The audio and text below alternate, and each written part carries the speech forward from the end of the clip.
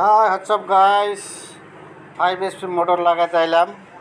এই দেখো কি সুন্দর করে শহর বাইনা চুপ করে বসে রয়েছে, কাটানোর থেকে বাইকের নিয়ে র্যান্সের জন্য বসে রয়েছে। এখন আমরা লাগাই দেবো। ওই আমি যাইতেছি র্যান্স আনবার। র্যান্সটা নিয়ে ওই যে র্যান্স নিয়ে লাগায় ওই যে ফেলায় রাখছি। দেখুন কি সুন্দর গেট আপ।